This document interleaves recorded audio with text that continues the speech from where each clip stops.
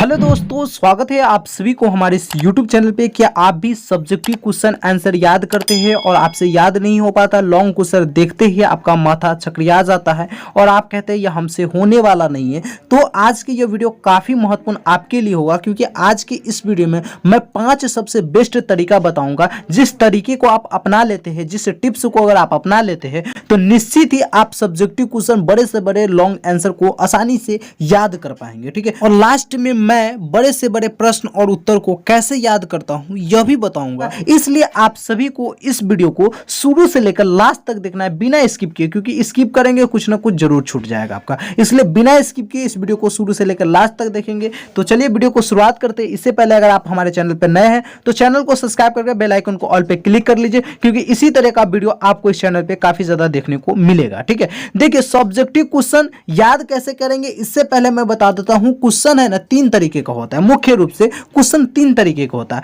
पहला होता है एमसीक्यू, जिसे हम ऑब्जेक्टिव क्वेश्चन कहते हैं। ठीक है, ऑब्जेक्टिव क्वेश्चन होता है। दूसरा होता है शॉर्ट सब्जेक्टिव क्वेश्चन और तीसरा होता है लॉन्ग सब्जेक्टिव क्वेश्चन। तो हमसे क्या होता है कि ऑब्जेक्टिव क्वेश्चन जो होता है वो याद हो जाता है, लेकिन ना शॉर्ट सब्जेक्टिव क्वेश्चन याद हो पाता है, ना बहुत ज्यादा लॉन्ग सब्जेक्टिव क्वेश्चन होता है वो याद हो पाता है। इसका बहुत बड़ा कारण है क्यों नहीं याद हो पाता है, इस पे मैं बाद में चर्चा करूंगा। इससे पहले मैं बता दूं, जो लॉन्ग आंसर होता है वो 2 तरीके का होता है। पहला आंसर होता है पैराग्राफ वाइज, दूसरा आंसर होता है पॉइंट वाइज। ठीक है, क्वेश्चन का आंसर पैराग्राफ वाइज होता है, या तो वो 2 पैराग्राफ में हो सकता है, 3 पैराग्राफ में हो सकता है, 4 5 6 7 10 पैराग्राफ में हो सकता है। इस प्रकार से वो आंसर हो सकता है। या पॉइंट वाइज हो सकता है, 4 पॉइंट उसमें होगा, 5 पॉइंट होगा, 6 पॉइंट होगा, 8 पॉइंट होगा, 10 पॉइंट होगा, 12 पॉइंट होगा। इस प्रकार से क्या होगा, पॉइंट वाइज आंसर होगा। ठीक है, लेकिन हमें क्या होता है, जैसे ही हम पैराग्राफ वाइज आंसर देखते हैं या पॉइंट वाइज आंसर देखते हैं, हम वैसे ही डर जाते हैं। तो सबसे पहले डर को हटाने के लिए आपको एक चीज खुद से बोलना पड़ेगा। खुद से क्या बोलना पड़ेगा? अगर डर को आपको हटाना है तो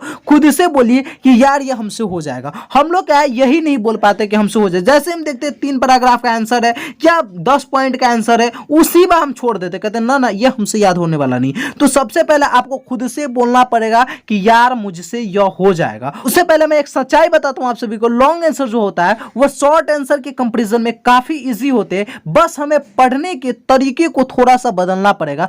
जिस तरीके से आप लॉन्ग आंसर याद करते हैं, उस याद करने के तरीकों को अगर आप थोड़ा सा बदल देते हैं तो निश्चित ही आप बड़े से बड़े लॉन्ग आंसर को आसानी से याद कर सकते हैं। देखिए आपको करना क्या है, स्टेप क्या है, स्टेप मैं बताता हूं आप सभी को। स्टेप में पहला स्टेप आपको उठाना है, क्वेश्चन को रटे नहीं समझे। बहुत सारे बच्चे होते हैं जो बोर्ड एग्जाम की तैयारी करते रहते हैं या किसी भी कंपिटिटिव एग्जाम की तैयारी करते रहते हैं। जैसे ही उसको किसी सर ने बता दिया कि यह बाबू क्वेश्चन है जो काफी महत्वपूर्ण क्वेश्चन है, यह MBBI क्वेश्चन है, यह BBI क्वेश्चन है, तो बच्चे क्या करते हैं, क्वेश्चन को ही रट जाते हैं कि यह पक्का एग्जाम में आएगा। तो सबसे पहले आपको यह गलती नहीं करना, न क्वेश्चन को रटना है और न दूसरा गलती करना है, आंसर को रटना है। क्या करना है, तो दोनों में हमें सबसे पहले हम क्वेश्चन को समझेंगे कि आखिर क्वेश्चन कहना क्या चाहता है, आखिर क्वेश्चन कहना क्या चाहते हैं। उसके बाद आंसर को समझेंगे, आखिर आंसर हमें बताना क्या चाहते हैं। जब हम क्वेश्चन को समझ लेंगे तो आंसर हमें समझ में आ जाएगा। ठीक है, अब जो तीसरा और चौथा स्टेप है, यह काफी महत्वपूर्ण स्टेप है। अगर इस स्टेप को आप समझ लेते हैं तो निश्चित ही आप बड़े से बड़े आंसर को आसानी से याद कर सकते हैं। मैं क्या लिखा हूं कि जो पैराग्राफ आंसर यानी जो पैराग्राफ आसान लगे पहले उसे याद करें। इसका मतलब क्या है, जैसे एक क्वेश्चन है, यहाँ पे हमारे पास क्वेश्चन पड़ा हुआ है कि चंपारण सत्याग्रह का संक्षेप में वर्णन करें। देखिए यहां तक एक पैराग्राफ आया, यहां तक क्या एक पैराग्राफ आया, उसके बाद ये दूसरा पैराग्राफ चालू होता है जो यहां तक जाकर खत्म होता है। अब इसको देखना है, जैसे ये 2 पैराग्राफ का आंसर है तो इसमें देखना है कि आपको कौन सा पैराग्राफ। देखिए ऐसा नहीं कि हम शुरू से पढ़ेंगे तभी हमको याद होगा, ऐसा नहीं कि इधर से याद कर ले उधर से याद कर ले तो हमको समझ में नहीं आएगा। आपको क्या करना है, इस पैराग्राफ को पढ़ लेना है, इस पैराग्राफ को पढ़ लेना है। दोनों पैराग्राफ को पढ़ने के बाद जो पैराग्राफ आसान लगे उसे क्या करना है, सबसे पहले आपको याद कर लेना है। या तो दूसरा वाला पैराग्राफ आसान लग रहा है तो उसको याद कर लीजिए, या पहला वाला पैराग्राफ आसान लग रहा है तो उसको याद कर लीजिए। और उसके बाद अगर पॉइंट वाइज आंसर है, पॉइंट वाइज आंसर है तो उसमें भी आपको क्या करना है, यही काम करना है। पॉइंट वाइज में भी क्या है, जैसे मोपला विद्रोह क्या था, मोपला विद्रोह क्या था, देखिए इसको पढ़िएगा ना तो हर एक फुल स्टॉप के बाद एक पॉइंट मिलेगा और आपको क्या करना है, पॉइंट वाइज जो पॉइंट आपको बेहतर लगता है उसको क्या करना है, पॉइंट वाइज क्या करना है, याद कर लेना है। जब इसको याद कीजिएगा यानी जो पॉइंट आंसर का अच्छा लगे उसको क्या करना है, सबसे पहले याद करना है। इसी प्रकार से पैराग्राफ में जो पैराग्राफ का आंसर आपको आसान लगे उसको क्या करना है, सबसे पहले याद करना है। जब आप आंसर को याद कीजिएगा तो उस समय एक सबसे बड़ा डाउट आएगा। डाउट क्या आएगा कि बहुत सारे ऐसे शब्द है जो आपको समझ में ही नहीं आएगा, तो उस शब्द को आपको क्या करना है, लिखना है। यानी पैराग्राफ वाला आंसर हो या पॉइंट्स वाला आंसर हो, इसमें आपको एक बात का ख्याल रखना है कि जो शब्द आपको ना समझ में आए उस शब्द को लिखना है और उस शब्द के बारे में सबसे पहले आपको जानकारी ले लेना है। वह जानकारी कैसे लेंगे, आप किसी टीचर से पूछे सर यह शब्द कहना क्या चाहता है, या गूगल से पूछ लीजिए, गूगल बाबा तो सबसे बड़ा बाबा है तो उससे पूछ लीजिए, लेकिन उस शब्द के बारे में आपको जानकारी ले लेना है अच्छे से। अगर यह कीजिएगा तो आपको क्या होगा कि एक पैराग्राफ याद होगा ना तो दूसरा पैराग्राफ आसानी से याद हो जाएगा, एक पॉइंट अगर याद होगा तो दूसरा पॉइंट आसानी से याद हो जाएगा, क्योंकि पैराग्राफ वाला आंसर हो या पॉइंट वाइज वाला आंसर हो, दोनों क्या होता है आपस में रिलेटेड रहते हैं, ठीक है, तो आसानी से याद हो जाएगा। पांचवा काम आपको क्या करना है, याद करने के तुरंत बाद कम से कम प्रश्न के उत्तर को 4 से 5 बार बिना देखे लिखे। देखिए अगर सब्जेक्टिव क्वेश्चन याद करना है तो मैं बताता हूं इससे बेहतर कोई तरीका ही नहीं हो सकता। सब्जेक्टिव क्वेश्चन आंसर याद करने का सबसे आसान तरीका होता है कि क्वेश्चन आंसर को क्या करें, बार बार लिखिए, ठीक है।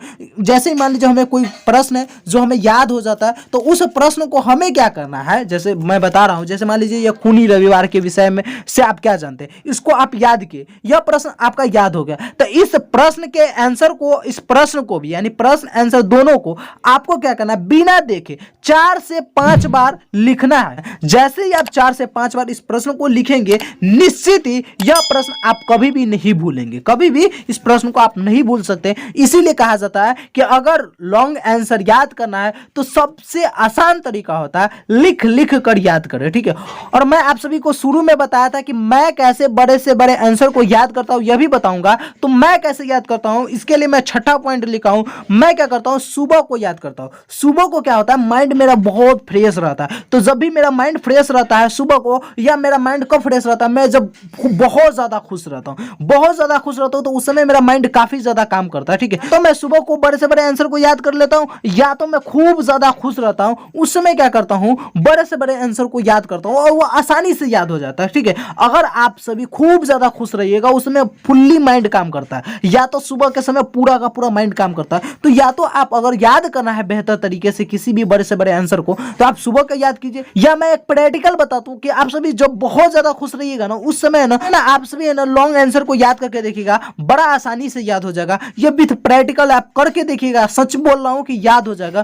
तो आपको इन्हीं 5-6 पॉइंट्स को ख्याल में रखकर क्या करना है, बड़े से बड़े सब्जेक्टिव क्वेश्चन आंसर को याद करना है, आसानी से याद हो जाएगा, ठीक है। ठीक है, सबसे पहले क्या करना है, क्वेश्चन को अच्छे से समझना है, रटना नहीं है, ठीक है। समझ जाएंगे क्वेश्चन क्या कह रहा है, उसके बाद आंसर को पढ़ेंगे और समझेंगे आंसर क्या कह रहा है। उसके बाद अगर पैराग्राफ वाला आंसर है तो जो पैराग्राफ हमें आसान लगे उस पैराग्राफ को हम क्या करेंगे, सबसे पहले याद कर लेंगे। पॉइंट वाइज में भी वही करेंगे, जो पॉइंट हमें सबसे आसान लगे उस पॉइंट्स को हमें क्या करना है, सबसे पहले याद कर लेना है। उसके बाद हमें सब धीरे धीरे एक के बाद एक को याद करते जाना है। वो याद करने के बाद उस प्रश्न आंसर को क्या करना है, कम से कम 5 से 6 बार लिखिए ताकि आप उसको भूल नहीं सकते। सुबह के समय याद कर पाते तो बेटर है, क्योंकि मैं सुबह को ही प्रश्न को याद करता हूं, या मैं खूब ज्यादा खुश रहता हूं उस समय क्या करता हूं, पढ़ाई करने बैठता हूं और बड़े से बड़े लॉन्ग आंसर को याद कर लेता हूं। तो इन 6 टिप्स को अगर आप फॉलो करते हैं तो निश्चित ही आप बड़े से बड़े आंसर को आसानी से याद कर सकते हैं। और मैं लास्ट में यही बोलूंगा, विश्वास एक ऐसी चीज है जो बिना पैर वाले को भी गोल्ड मेडल दिला सकता है। तो खुद में विश्वास रखिए कि हम भी याद कर सकते हैं, हम भी बड़े से बड़े आंसर को याद कर सकते हैं। जब आप खुद में विश्वास रखिएगा तो निश्चित ही बड़े से बड़े क्वेश्चन आंसर को आप आसानी से याद कर सकते हैं। बाकी ये वीडियो कैसा लगा आप लोग कमेंट करके जरूर बताएंगे। नए हैं तो चैनल को सब्सक्राइब कर आप अपना प्यार जता सकते हैं। धन्यवाद, थैंक यू सो मच। जय हिंद, जय Bharat, thank you so much.